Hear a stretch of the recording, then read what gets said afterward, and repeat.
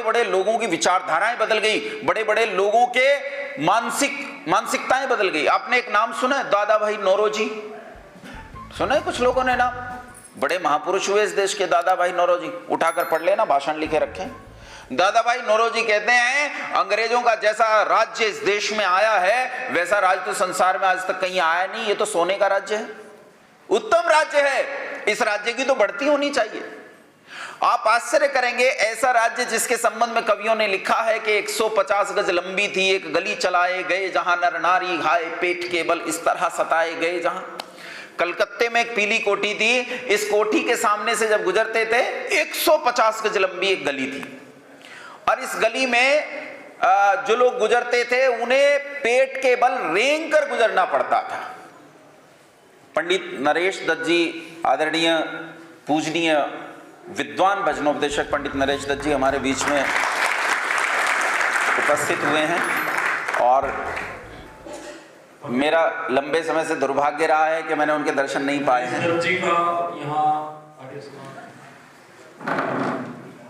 इस शिक्षा व्यवस्था को मैं आपसे कह रहा था, मैं शिक्षा और विद्या में आपको अंतर बता रहा था। एक बार प्रवाह टूटता है तो बड़ा बिखर जाता है, फिर बताता हूं। मैंने आपसे बात शुरू यहां से की थी कि संसार में दो तरह के चीजें दिखाई देती हैं, एक जड़ है और एक चेतन है। चेतन को विभाजित किया था मैंने बुद्धि में और स्वाभाविक ज्ञान में, कि हम लोगों के पास नैमित्तिक ज्ञान बुद्धि है, इससे हम सीखते हैं, बड़े होते हैं। इस बुद्धि को मैंने साधन दिया था शिक्षा, इस शिक्षा से इस बुद्धि की उन्नति होती है और शिक्षा के अभाव से बुद्धि की अवनति होती है। शिक्षा में मैंने आपको बताया कि शिक्षा बिगड़ने से क्या होता है, मैंने दादा भाई नौरोजी का उदाहरण दिया। इसके अलावा आपको एक उदाहरण ऐसा देता हूं कि आप सुनकर एकदम तो चौंक जाओगे, क्या ऐसा हो सकता है, लेकिन ये वास्तविकता है। आपने बंकिम चंद्र चट्टोपाध्याय का नाम सुना? किसी ने सुना होगा। उन्होंने एक प्रसिद्ध गीत लिखा है, क्या गीत है वो? सुजलाम सुफलाम मलयज शीतलाम शस्य श्यामलाम मातरम वंदे मातरम, शुभ्र ज्योत्स्ना पुलकित यामिनीम फुल्ल कुसुमित द्रुमदल शोभिनीम सुहासनीम सुमधुर भाषणीम सुखदाम वरदाम मातरम वंदे मातरम। सुना है ना? सुना है कि नहीं सुना? अच्छा, इतना तो सुना होगा वंदे मातरम, पूरा नहीं भी सुना तो इतना तो सुना है वंदे मातरम। वंदे मातरम गीत लिखने के बाद 7 साल बाद बंकिम चंद्र चट्टोपाध्याय ने 1857 की क्रांति के इतिहास को एक उपन्यास, एक कहानी के रूप में लिखा, और इस कहानी का नाम उन्होंने रखा आनंद मठ। आनंद मठ नाम रखा उन्होंने। ये जो आनंद मठ उन्होंने रखा है नाम, इस उपन्यास के भीतर उन्होंने इस गीत को उठाकर प्लांट कर दिया, इसके अंदर इसे अध्यारोपित कर दिया, और तब से ये इस देश के क्रांतिकारियों का ध्वनिमत बन गया। क्रांतिकारियों ने इस गीत को गाते गाते फांसी के फंदे चूमे हैं, लोग इस देश के लिए स्वाह हो गए। लेकिन आप आश्चर्य करोगे, जब ये आनंद मठ समाप्त होता है, आखिरी पन्ना उठाकर पढ़ना, उपलब्ध है। ट्रांसलेशन वैसे बंगला में लिखा हुआ है, लेकिन हिंदी और अंग्रेजी ट्रांसलेशन उपलब्ध हैं। जो लोग अंग्रेजी में पढ़ते होंगे, मैंने पहली बार पढ़ा तो अंग्रेजी में ही पढ़ा था, लेकिन हिंदी ट्रांसलेशन भी बहुत आसानी से सुलभ है।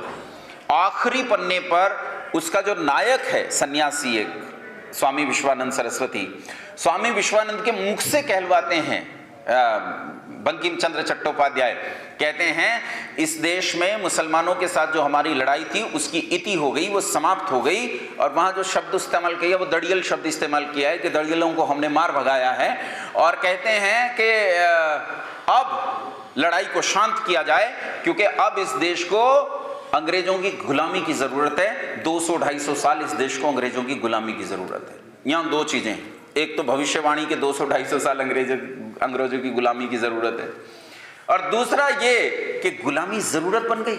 क्या संसार में गुलामी जरूरत हो सकती? आप में से कितने लोग हैं जो गुलामी चाहते हैं? कोई चाहता है? क्या एक छोटा सा तोता, एक चिड़िया, वो पिंजरे में रहना चाहते हैं? क्या एक पशु, बंदर, गधा, क्या ये भी पिंजरे में रहना चाहते हैं, बंद रहना चाहते? संसार में कुछ भी जो चेतन है वो गुलामी नहीं चाहता। गुलामी कोई चाहता ही नहीं है। स्वतंत्रता हमारा स्वाभाविक गुण है, हम स्वतंत्रता चाहते हैं, ये स्वतंत्रता की इच्छा हमारे भीतर रखी हुई है। लेकिन शिक्षा की दर्द भयानक स्थिति देखो कि शिक्षा ने हमारी स्थिति को ऐसा कर दिया कि हम गुलामी को अपना भाग्य समझ बैठे, गुलामी को हम अपना जीवन समझ बैठे। अच्छा, जानते हैं इस देश में शिक्षा व्यवस्था को कब बदला गया? कब बदला गया? अच्छा, पहला गदर, पहला जो आंदोलन बताते हैं देश को आजाद कराने का, वो कब हुआ था? 1857 से 20 साल पहले, 35 के आसपास, 1835 के आसपास 4 लोग थे। लॉर्ड मैकाले बेचारा बदनाम ज्यादा है, हाँ, 4 लोग थे जिन्होंने, एक महिला थी इनमें, मांटेसरी नाम की औरत थी, मांटेसरी नाम था उसका, यही महिला, अच्छा एक और नाम आता है बीच में फिर मांटेसरी के नाम से, मुझे नहीं पता वो उसकी वंशजा रही होगी या वही मांटेसरी होगी, पर इतना लंबा गैप है तो मुझे लगता है उसकी वंशजा रही होगी, जिसने इस देश में मांटेसरी स्कूलों की शुरुआत की। जब उन्होंने शुरू किया तो उन्होंने प्राइमरी एजुकेशन शुरू की थी मैकाले शिक्षा के अंतर्गत, लेकिन बाद में वो जब आई तो उसने प्री प्राइमरी एजुकेशन शुरू किया। मतलब 2.5-3 साल का बच्चा विद्यालय में जाकर पढ़ेगा, जब वो नाक पोंछना नहीं जानता, खाना नहीं जानता, शौच करना नहीं जानता, तो वो पढ़ना शुरू करेगा, और जब वो पढ़ता है ना तो फिर वो सीखता नहीं है, वो तो भय से चीजों को ले लेता है, वो मैडम से डरता है, टीचर से डरता है। घर में जब बच्चा काम नहीं करता तो आप लोग क्या कहते हो, याद करो, या तो कर ले, नहीं तो किसे बुला लेंगे? तेरी मैडम को बुला लेंगे, तेरी टीचर को बुला लेंगे, और बच्चा उसकी डंडी से डरता है, इसीलिए काम कर देता है। बोलो होता है कि नहीं होता? बालक के भीतर बचपने में ही एक डर रख दिया जाता है, और डर उसके हृदय में जो रखा गया है, ये डर आजीवन उसके हृदय में रहता है। जैसे जैसे बच्चा जवान होता है, ये डर भी उसके साथ साथ जवान होता है, और जब वो पूरा बड़ा हो जाता है तब ये डर भी पूरा बड़ा हो जाता है। इसीलिए ये व्यक्ति लड़ने के लिए तैयार नहीं, रिटेलिएट करने के लिए तैयार नहीं, विद्रोह करने के लिए तैयार नहीं, जवाब देने के लिए तैयार नहीं, ये चीजों में बदलाव नहीं चाहता है, क्योंकि बदलाव से इसे डर लगता है। ये जिस ढर्रे में रखा है उसी ढर्रे को जीना चाहता है। अब ये बड़ा हो गया और जान गया कि सूर्य कई लाख गुना बड़ा है पृथ्वी से, लेकिन अब भी ये गाता है ट्विंकल ट्विंकल लिटिल स्टार, और अपने बच्चों को सिखाता है, बेटा नो नहीं कहते, Johnny Johnny, yes papa, say yes, say yes, you can not say no, you can not retaliate, you can have a yes in not even in your tongue, in your heart। तुम्हें ये खून के भीतर रखना पड़ेगा कि जो तुम्हें सिखाया गया है, इस सीख के साथ बड़े बनो और इसी सीख के साथ जियो, तब ये हमें डर देता है और हम गलत चीज के खिलाफ बोलने से डरते हैं, घबराते हैं। इस शिक्षा ने हमारी जड़ें काट दी, इस शिक्षा ने हमारा लगभग सर्वनाश किया है। मैं एक छोटा सा उदाहरण देता हूं आपको। आप लोगों में से कुछ लोगों ने शायद मैथमेटिक्स पढ़ा होगा, जिन्होंने नहीं पढ़ा उन्हें मैं पढ़ाऊंगा। मैंने बचपन में मैथमेटिक्स पढ़ा था, बड़े होने तक मैंने मैथमेटिक्स पढ़ा, ग्रेजुएशन पोस्ट ग्रेजुएशन तक मैंने ये जो कैलकुलस होता है, कैलकुलस अंकगणित, अर्थमेटिक, ये जो अर्थमेटिक है उसका बेसिक कंसेप्ट ही हमें गलत पढ़ाया जाता है। संख्या रेखा पर जब हमें धन और ऋण पढ़ाया जाता है तो हमें कहा जाता है यहां धन है और यहां ऋण है, और यह भी बताया जाता है कि ऋण से धन की उत्पत्ति होती है, ऋण से धन की उत्पत्ति होती है। Minus into minus is equal to plus, negative into negative is equal to positive. क्या अभाव से कभी भाव की उत्पत्ति हो सकती? वस्तु नहीं है, इससे क्या वस्तु पैदा हो सकती? अजीवात जीवोत्पत्ति का सिद्धांत बायोलॉजी में पढ़ाया जाता है कि जीवन नहीं था, उससे, उस नहीं से जीवन पैदा हो गया। ऑपेरिन का सिद्धांत बायोलॉजी में पढ़ाया जाता है कि समुद्र के अंदर पहली चीज क्वायसर वेट बनी जिसके भीतर जीवन नहीं था, और इस क्वायसर वेट से पहली कोशिका बनी। कैसे? इसका कोई जवाब नहीं। कैसे? इसका कोई जवाब नहीं, बस तुम मानो चुपचाप, जॉनी जॉनी यस पापा। तुम्हें ना नहीं कहना है, तुम्हें मानना है। ये हमारी एजुकेशन है, और इस एजुकेशन ने हमें बर्बाद किया है, बर्बाद। इस एजुकेशन ने हमें नेस्तो नाबूद किया है। आज अगर एक छोटी सी बात आप लोगों के बीच में डाल दूं ना तो आप डर जाओगे, आप डर जाओगे। अगर मैं आपसे ये कहूं कि आप सबको जब यहां आना था तो अपने अपने माउजर के साथ आना था, अपने अपने रिवॉल्वर के साथ आना था, तो आप अरे बाप रे ये तो आतंकवादी बनाएगा, सबको रिवॉल्वर की बात कर रहा है। लेकिन आप आश्चर्य करोगे, जंगल में तपस्वी वेश में श्री राम और श्री लक्ष्मण जाते हैं तो AK-47 के साथ जाते हैं भाई। AK-47 लेके गए, रावण को मारना था, सामान्य काम नहीं था। रावण को मारना तो छोटे मोटे आयुध नहीं, बहुत बड़े आयुध लेकर जाना पड़ा। उन बहुत बड़े आयुधों के साथ वो जंगल में गए थे। सोचो, सुरक्षा हमारा मौलिक अधिकार नहीं रह गया है क्योंकि हमारी शिक्षा नहीं है। गाय के सिर पर परमात्मा ने बोलो सींग दिए हैं, छोटी सी चींटी होती है, बोलो उसमें भी विष दिया है कि नहीं परमात्मा ने? काटती है वो, आप उस पर दबाव डालो खट से काटती है वो, उसे सुरक्षा का मौलिक अधिकार दिया है परमात्मा ने। लेकिन मेरी बेटी को सुरक्षा का कोई मौलिक अधिकार आजकल की शिक्षा व्यवस्था देती है? मेरी बेटी जब सड़क से गुजरती है तो कितने गुंडे बदमाशों के बीच में से निकलकर वो कॉलेज तक पढ़ने जाती है। मेरी बेटी से मतलब मैं अपनी बेटी की बात नहीं कर रहा हूं, ये मत समझ लेना, मैं आपकी बात कर रहा हूं, आपकी बेटियों की बात कर रहा हूं। जब वो बेटी कॉलेज तक जाती है और कॉलेज से पढ़कर वापस आती है, ईमानदारी से सोचो हमारी शिक्षा उसे सुरक्षा का क्या मौलिक अधिकार देती है? उससे तो मौलिक अधिकार छीन रखा है। वो एक छुरा नहीं रख सकती, 6 इंच से लंबा फल होने पर उस पर धारा 25 लग जाएगी, जेल जाएगी वो। शिक्षा व्यवस्था ने आपकी सारी चीजों को बर्बाद किया है, सब कुछ को बर्बाद किया है। और इसी शिक्षा व्यवस्था के बर्बाद होने को क्रम से आपके बीच में परोसा गया है, प्लानिंग की गई है। कब से? 1835 से नहीं, 1835 से नहीं। मुसलमान कब आए इस देश में? देखो, ऐसे मत देखो मुझे जैसे मैं मंगल ग्रह से आया हूं और तुम कुछ नहीं जानते, और मुझे बिल्कुल आज ऐसा आदमी तुमने नहीं देखा था। जानते हो ना कब आए? अरे उससे पहले आया, 700 के आसपास बिन कासिम आया था।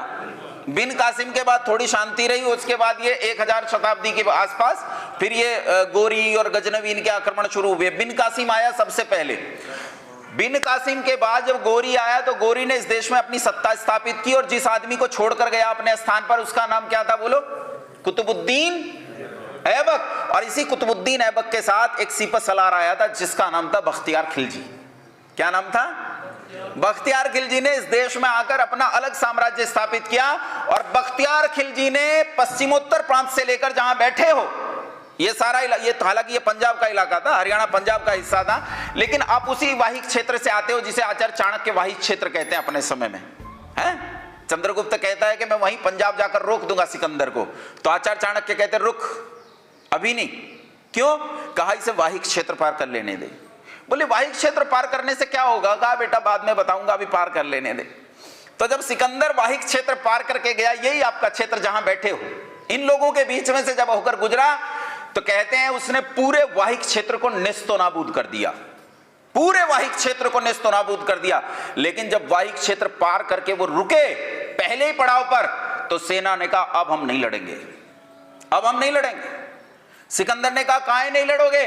बोले अरे ये तो छोटे छोटे गणराज्य पार किए हैं, 75% सेना खा गया वाहिक क्षेत्र, 75% सेना, केवल 25% सेना बची है। इससे मगध की चुनौती को स्वीकार नहीं किया जा सकता। और यही लगभग मानकर चलिए सिकंदर हार चुका था, और इसके बाद सिकंदर यहां से वापस चला गया।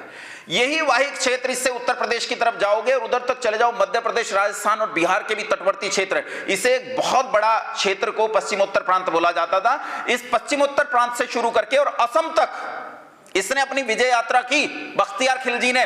और इस विजय यात्रा में इसने 3 बड़े विश्वविद्यालयों को नेस्तो नाबूद किया। पहले विश्वविद्यालय का नाम था नालंदा विश्वविद्यालय, दूसरा था विक्रमशिला और तीसरा था उदयपुरी। तीनों विश्वविद्यालयों को इसने नेस्तो नाबूद किया, बर्बाद किया। आश्चर्य करोगे किस तरह बर्बाद किया? नालंदा विश्वविद्यालय के भीतर घुसकर एक बहुत बड़ी बिल्डिंग को देखकर इसने पूछा ये क्या है? तो कहा ये पुस्तकालय है, इसमें पुस्तकें रखी जाती हैं। कितनी पुस्तकें रखी हैं इस पुस्तकालय में? कितनी होंगी? अच्छा, एक पुस्तकालय, आजकल तो हम बड़े संपन्न लोग हैं, कितनी पुस्तकें रह सकती हैं एक पुस्तकालय में बताओ? 4000, 10,000, 20,000, 30,000, 40,000, 50,000, 60,000, 70,000, लाख, 1.5 लाख, 2 लाख, 3 लाख, 4 लाख, 5 लाख, कितने? 90 लाख किताबें मौजूद थी, 90 लाख, लगभग 1 करोड़। फिजिकली आज इतनी किताबों को रखना संभव नहीं है। इतना बड़ा पुस्तकालय, बख्तियार खिलजी ने उसमें घुसकर पूछा, उसे देखकर बाप रे बाप कितनी पुस्तकें। कर्मचारियों से दुभाषे की मदद से पूछा क्या इनमें कोई कुरान भी है? उन्होंने कहा नहीं महाराज, कुरान तो नहीं। तो कहा अगर कुरान हो भी तो कुरान के होते हुए इतनी किताबों की कोई जरूरत नहीं। अगर ये किताबें कुरान के अनुकूल हैं तो अकेली कुरान ही काफी है, और अगर ये किताबें कुरान के अनुकूल नहीं है तो भी इन किताबों की कोई जरूरत नहीं है। दोनों सूरत में किताबों की कोई जरूरत नहीं है। और कहा आग लगा दो इस सारे पुस्तकालय। पुस्तकालय को आग लगा दी गई, नन्हे नन्हे बटुकों को यूं उछालकर भालों के नेजों पर ले लिया गया, चारों ओर कत्लो गारत मचाया गया, पूरा विश्वविद्यालय उसके खून से नहा गया, पूरे विश्वविद्यालय को बर्बाद किया। अच्छा, हम सोचते हैं चलो एक विश्वविद्यालय बर्बाद कर दिया तो क्या पूरा देश बर्बाद कर दिया? हाँ किया, क्योंकि ये विश्वविद्यालय अकेला अपने आप को चलाने वाला विश्वविद्यालय नहीं था। 200 गांव के अंदर इसका जमींदारा चलता था इस विश्वविद्यालय का, जहां से इसे रेवेन्यू आता था, और इस रेवेन्यू से ये विश्वविद्यालय अपने अंतर्गत लाखों नन्हे गुरुकुलों का पालन पोषण करता था, लाखों नन्हे गुरुकुलों को चलाता था। इस तरह इस देश की शिक्षा व्यवस्था को बर्बाद किया गया। इससे बड़ा माना जाता है विक्रमशिला विश्वविद्यालय और फिर उदयंतपुरी। ये 3 विश्वविद्यालय, एक विजय यात्रा की बात कर रहा हूं। इसके बाद 750 साल तक इस देश में मुसलमानों ने राज किया। कहां कहानी तोड़ा? सोमनाथ का मंदिर, आप लोग खुश हो जाते हो, चलो टूट जाने तो कोई बात नहीं है, लेकिन जब सोमनाथ का मंदिर टूटा ना, तो ये समझो सोमनाथ के मंदिर में केवल मूर्तियां नहीं टूटी, सोमनाथ के मंदिर के अंतर्गत कई हजार गुरुकुल चलते थे, उन गुरुकुलों को भी ध्वस्त किया। केवल मकसद मूर्तियां तोड़ना नहीं था, केवल मकसद बुत शिकनी नहीं था, केवल मकसद आपकी धार्मिक आस्थाओं को चोट पहुंचाना नहीं था, मकसद था आप लोगों के घुटने काट देना, मकसद था आप लोगों की संस्कृति को तहस नहस बर्बाद करना, मकसद था आपकी आने वाली पीढ़ियों में पिछले गौरव, पिछली परंपरा, पिछली शिक्षा का ट्रांसफर होने को रोकना। यह मकसद था, और यह पूरे उत्तर भारत में बहुत भयानक तरीके से मुसलमानों ने किया। बचा खुचा जो दक्षिण भारत में बचा था, उसके बाद भी जो बचा उसे मैकाले ने और उसकी आने वाली पीढ़ियों ने बर्बाद किया। और आज स्थिति हमारी यह है कि इस देश में 2 प्रकार के संस्थान चलते हैं। कौन कौन से? एक तो वो जिन्हें सरकार चलाती है, सरकार से चलने वाले सारे संस्थानों में कौन सी शिक्षा दी जाती है? बोलो।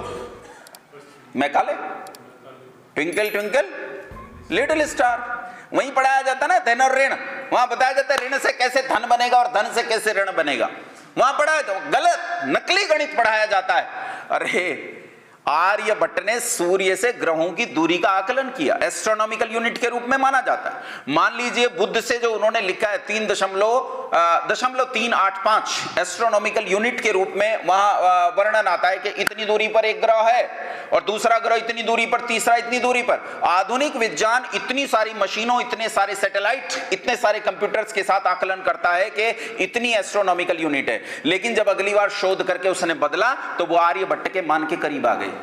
अगली बार फिर बदला तो और करीब आ गए। इससे साफ पता चलता है कि मेरे पूर्वजों के पास गणित की जो विद्या थी वो इनके मशीनों के पास नहीं है। उस गणित की विद्या को तुम तक ट्रांसफर होने से रोका गया और पूरी तरह बर्बाद किया गया, नेस्तो नाबूद किया गया। शिक्षा व्यवस्था के कट जाने से अपने देश में गुलामी ने इतना लंबा काल स्थापित रखा।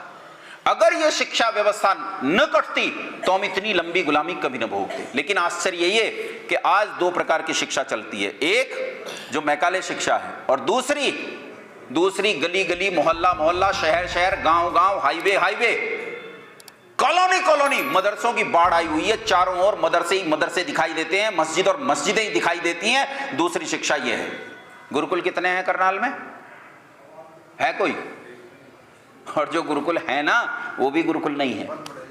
जो गुरुकुल नहीं बंद पड़े हैं, वो तो जो चल रहे हैं उनकी बात कर रहा हूं, वो भी गुरुकुल नहीं है। मैं तब कह रहा हूं जब 2 गुरुकुल चलाता हूं, तब ये बात कह रहा हूं।